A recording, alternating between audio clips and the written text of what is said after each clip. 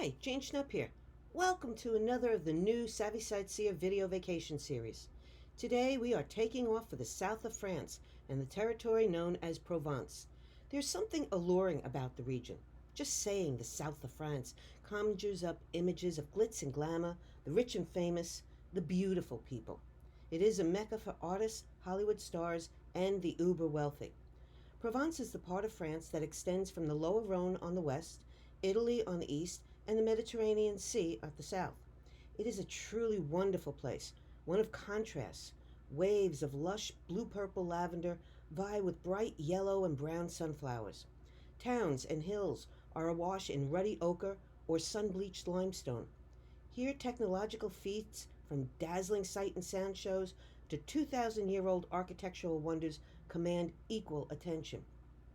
No wonder artists like Van Gogh and Cézanne found their muses in Provence, and why it was the first foreign conquest by Romans as they started to expand beyond Rome to build the vast Roman Empire. Provence is a shortened version of its original name, Provincia Romana. We'll start in the heart of the Provence region with Avignon, which replaced Vatican City as the home of the popes for nearly a century, and which is the subject of a popular children's tune. What comes to mind to most people when Avignon is mentioned is a song many learned in grade school, Sur le Pont d'Avignon, with lyrics about singing and dancing on the Bridge of Avignon. Work began on the famed crossing in 1177 when a young shepherd, Benezet, had a vision that Christ told him to do it. Proving divine intervention, the 12-year-old single-handedly hoisted a massive rock into the river as a foundation. He worked tirelessly to get it done, but didn't live to see it completed in 1185. Several miracles, such as healing the deaf, are associated with the bridge's construction, and that's what led to his sainthood. This is an artist's rendition of what the bridge looked like when it was complete. With 22 arches and at a little over a half a mile long, the bridge connected independent Avignon to France. It was the only stone bridge over the Rhone between Lyon and the Mediterranean Sea, and so it was key to moving pilgrims, merchants, and armies into and out of the region. Taxes collected on the bridge fed Avignon's economy. In 1292, French King Philip the Fair built a tower to impose respect from the neighboring Avignon. Tides, sieges, and erosion led to the span's continual reconstruction, though, and eventually all parties gave up. Now only 4 arches remain. Despite the song's popularity, it's believed there was never any singing and dancing on the bridge, and the song's title originally was Sous, for under, because a whole lot of revelry was going on under the bridge, on an island that had quite a reputation for partying. A large gatehouse was erected in the 14th century so the bridge road could pass straight through the city wall and directly into the town.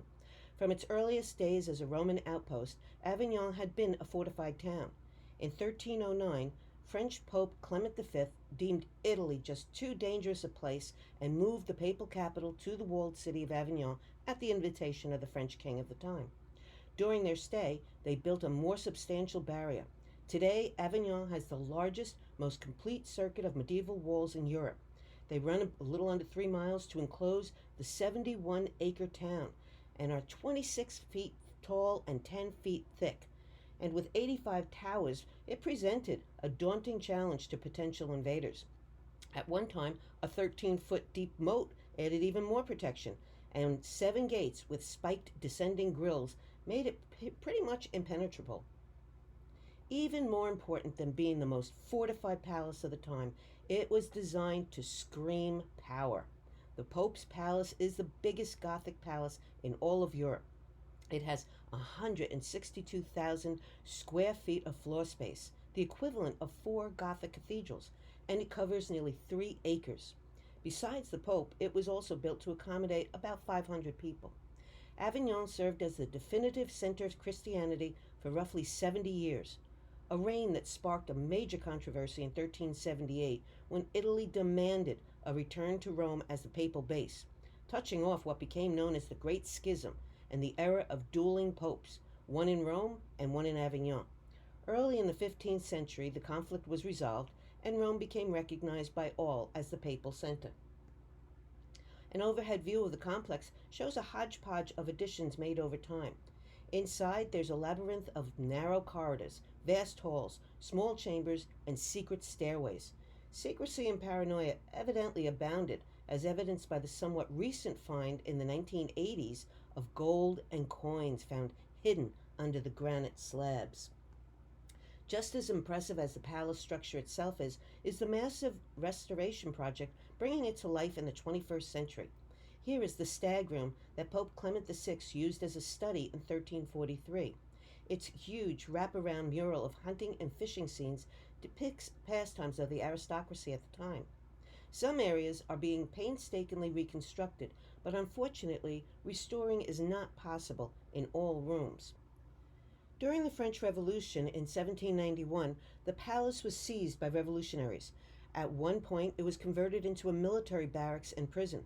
By the time it was decided to open it to the public in the 1900s, none of the original furniture or artwork was left.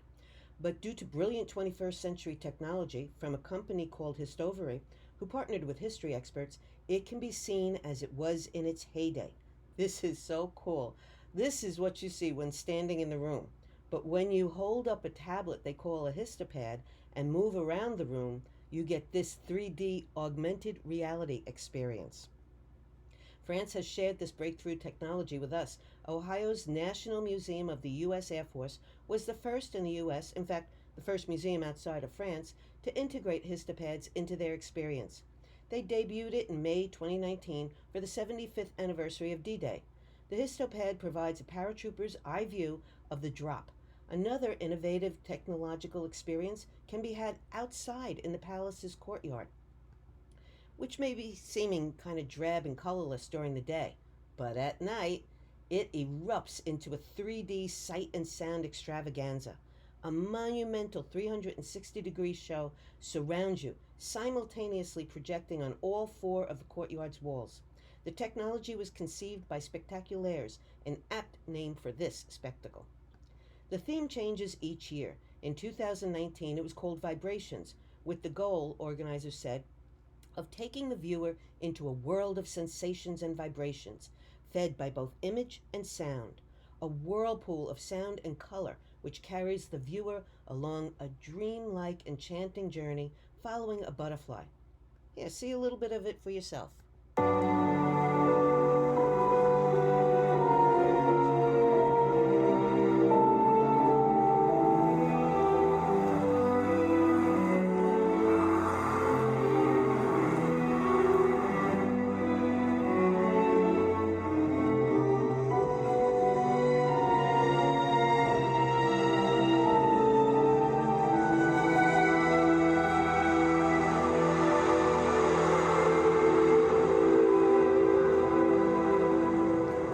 Butterfly led a story arc as 9 different chapters opened one after the other, telling the story of Provence and incorporating elements of water, hope, wine, art, and fire, a dramatic range of emotions and events. A lot is covered in the 30 to 40-minute program, from its Roman roots to modern times. There's even a tribute to a famed artist associated with the region, Vincent van Gogh. Avignon also has wall-sized stationary art. It's fun to turn a corner and come across one of the town's many trompe-l'oeil. These are frescoes creating optical illusions. They blend in so well they are essentially hidden in plain sight in over 70 locations throughout the city. These illusions, many of which appear to be windows giving a peek into the people and action within a room, have been painted on building walls. They pay homage to theater scenes from previous years of the Avignon Theater Festival. The 2 French artists who created them found ample canvases to use. In the 17th century, a window tax was levied based on the number of windows in a house. To thwart this tax, residents simply cemented up some windows, and these are now being used to showcase the special artwork. I had a great time on a sort of scavenger hunt to find them tucked away on side streets and in squares. They certainly reflect quite a mix of productions. Instead of the typical hanging bell in the town's clock tower, Avignon has one that's much more creative. There you will find an automatronic couple, the male, called a jacquemart, who strikes the hours on a bell with a hammer. He is a soldier wearing a helmet and a coat of mesh. His wife, Jacquot, dressed in a long yellow coat, reaches for him, a rose in hand which is never taken. Nearby, there's another creative feature of the small town, a living wall art at Les Halles, an indoor marketplace. It is covered on one side with a vertical garden. A popular meeting place in the city center for over a century, the covered market replaced an open air one in 1970. The garden wall was added in 2005 and covers up what otherwise would be an extraordinary blot on the ambiance of medieval Avignon. A 5-story parking lot rises above the market. Inside, there's over 40 vendors who offer all sorts of specialties. I loved the spice aisle. The colors and smells were extraordinary. Besides the central market, in French towns, another fixture is the carousel. Remember back when these had a brass ring you could try to grasp? Thought that was all for fun, did you? Well, the whole notion of horses and their riders going around had little to do with fun at the inception of carousels in the 12th century, when Arabian and Turkish riders would gallop in circles on real horses and toss breakable balls of perfume to hone their skills and agility, preparing themselves for a real battle. The sport was dubbed Garacello, meaning little war, by Italian crusaders who brought the concept to Europe. Louis XIV turned it into a huge spectacle in 1662 when he installed Le Grand Carrousel in the square near the Louvre. Young French noblemen used it to train and attempted to lance rings while riding legless wooden horses attached to a rotating platform. This further evolved to a general public sport and a brass ring that people tried to snag for a prize at amusement parks, and hence the phrase going for the brass ring. Today it's a standard sight, fun for all ages. For quieter amusement, a relaxing walk through the garden of the Rock of the Domes, or the clergy, is a nice way to pass an afternoon. This 7-acre hillside garden is adjacent to the Pope's Palace and was the site of the earliest Roman settlement.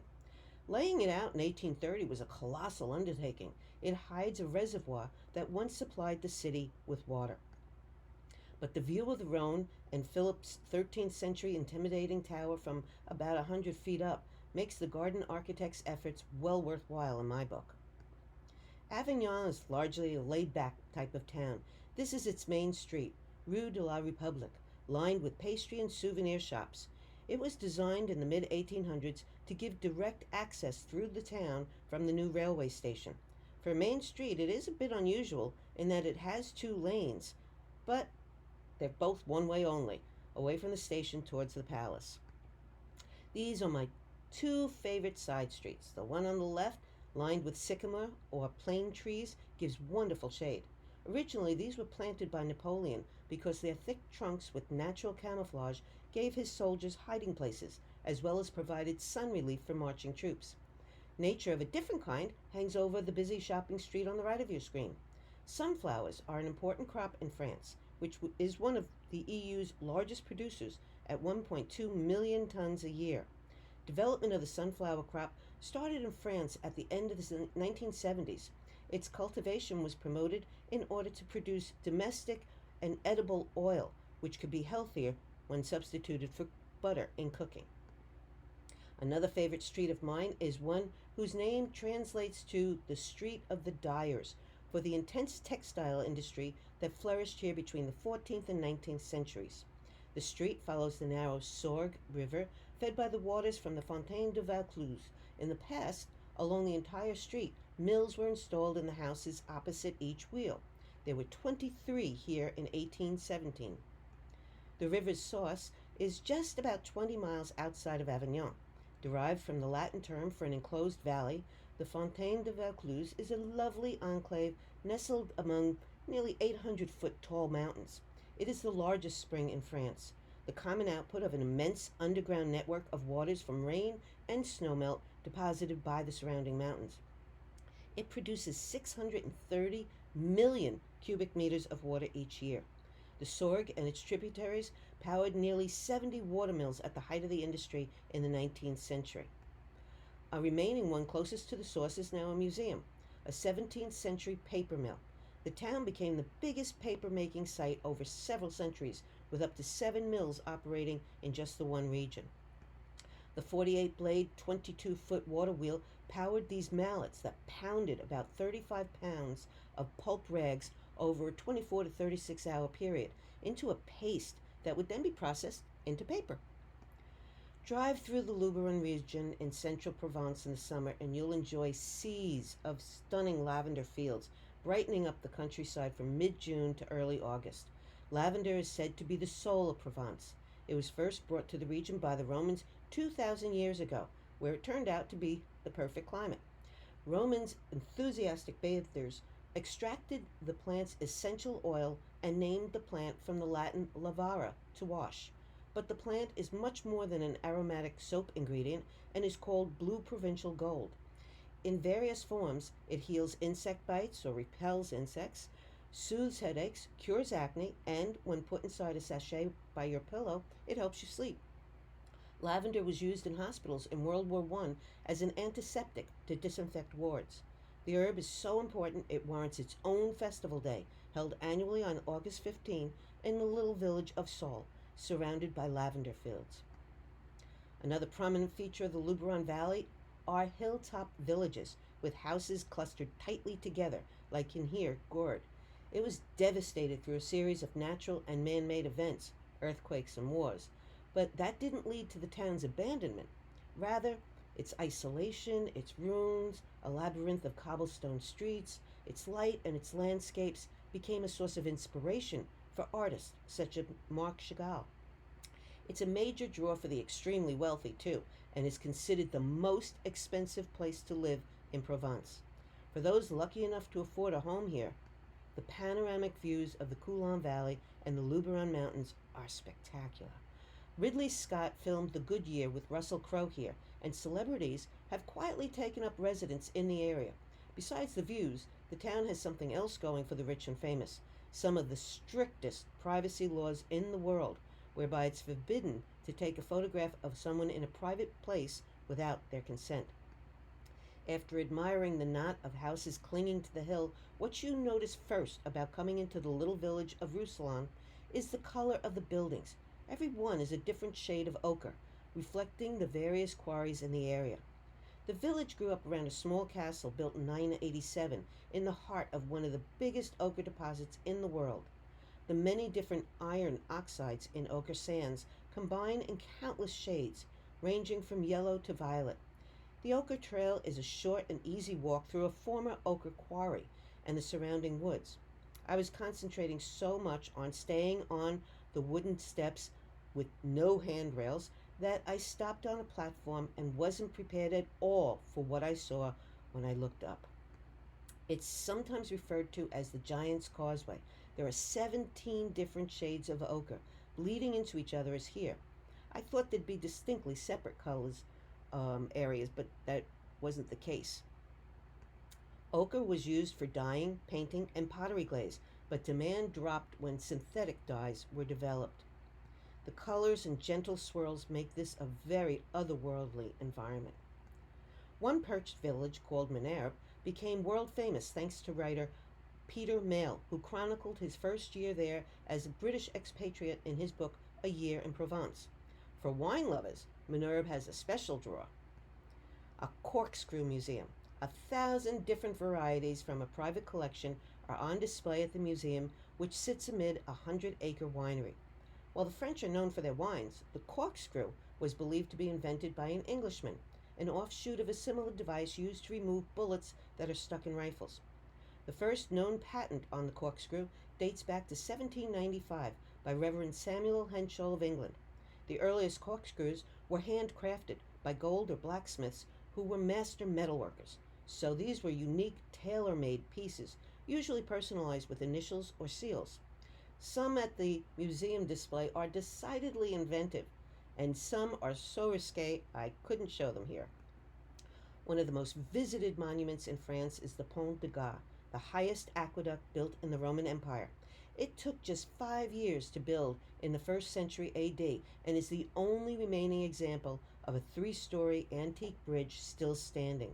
In 1985, it was awarded the status of a World Heritage Site by UNESCO as a mark of a masterpiece of human creative genius, joining the ranks then of the Great Wall of China and the Taj Mahal. The quarter-mile-long bridge was part of a 31-mile waterway that brought essential fresh water from the town of Uzes to Nîmes, a vital Roman city on the route from Italy to Spain. and the town we can thank for developing one of our essential garments, denim, that is, de Nîmes, a textile of Nîmes. 3 rows of arcades, one on top of the other, create an awesome structure. There are 6 arches at the bottom, with this walkway above and 11 more arches, and then 35 arches on the top level, where the channel filled with nearly 8 million gallons of water daily in its heyday. Over 55,000 tons of limestone rock, quarried about a half-mile away, was then floated down the river Gardon and were used to build the massive structure. The entire bridge was developed off-site at the quarry. Archaeologists have found evidence of how well organized the project was, with numbering on the stones, points of support for scaffolding, and evidence of the use of hoists. Numbers and letters show where each piece would be fitted together at the bridge site, sort of like a jigsaw puzzle. Craftsmen who worked on the bridge over various centuries left their marks. More than 320 initials have been counted, dating from 1611 to 1989. An elaborate museum details how important clean water is to a civilization. Romans considered it vital in order for a city to be able to develop and prosper. Water from the network fed public fountains like this one, which not only provided water, but also a center of socialization where local women met, sort of like around the water cooler at work. Models, virtual reconstructions, and multimedia screens detail the aqueduct's construction and historical significance. But while the bridge was certainly an architectural masterpiece, it was something of a failure as an aqueduct. By the 3rd century, the Romans had stopped regular maintenance of it. The level of water flow dropped considerably. Interest in using water primarily for human use shifted to agricultural, and the large public bathing houses were being abandoned as social norms changed. Gradually, the aqueduct became clogged with limescale and vegetation, and the water was polluted. It was abandoned altogether in the 6th century after the Romans left Provence. Water is also the focal point of Aix-en-Provence. The town name comes from it being the first province settled outside of Rome in 122 BC. Aix was for the Roman word for water and the natural spring under the town. In the 12th century, Aix became a famous cultural and academic center when some counts arrived and made it the capital of Provence. It continued to be a high society spot until the French Revolution. Aix flowered as a center of learning and the arts. This is the main street, Cours Mirabeau. The original road was revamped in 1649 into a stately quarter-mile showcase to impress travelers passing through between Avignon and Marseille. It was widened to 140 feet as a promenade for carriages, and all the buildings had to be the same height with wrought iron balconies. Nothing screams the town's wealth, prestige, and power more than uniformly elegant mansions. Further enhancing the look, elm trees were replaced with the plane or sycamore trees. A mandatory stop for tourists in Provence is a village market. Most take place once a week, but Aix has markets in different areas each day, except on Tuesdays, when it becomes a mega market town.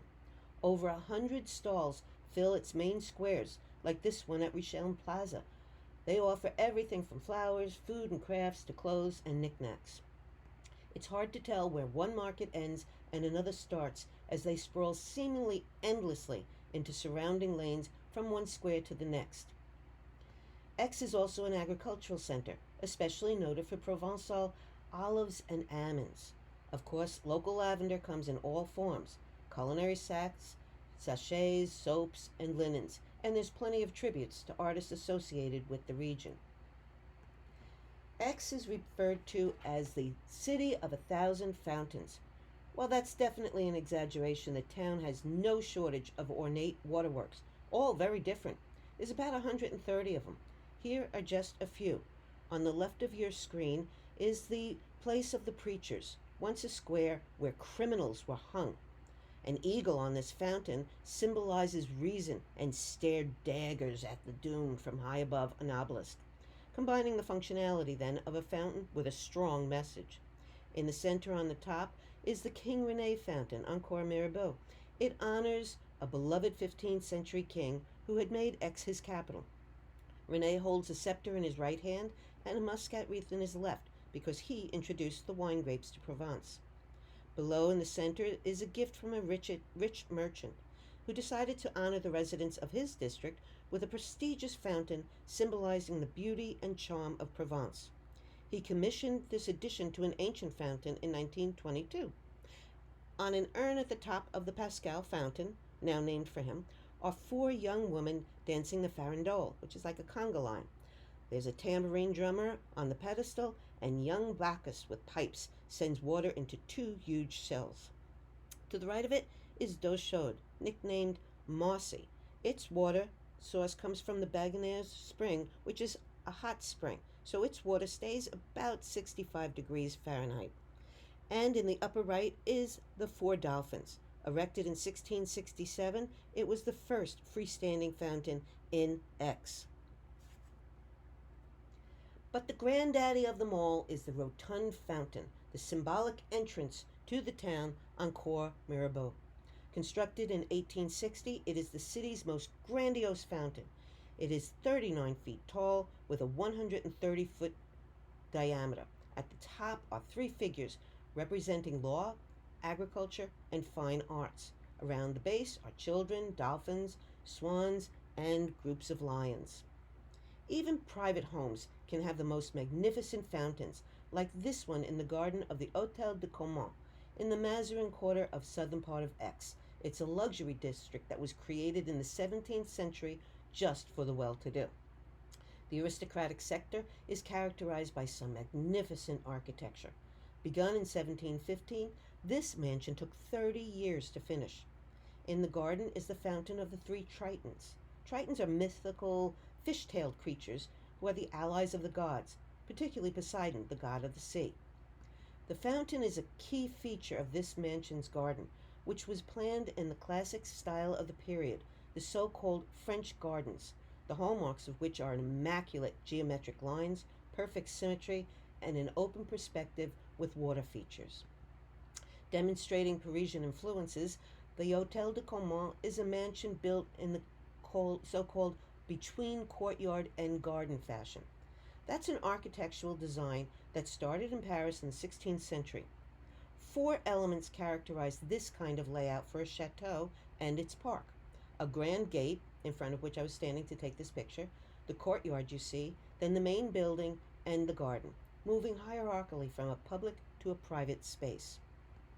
As the first room, the entrance hall must impress upon guests the splendor of the property. And they certainly get a wow factor with this glamorous staircase as you step in. 3 flights of stairs with wrought iron banisters spiral upward.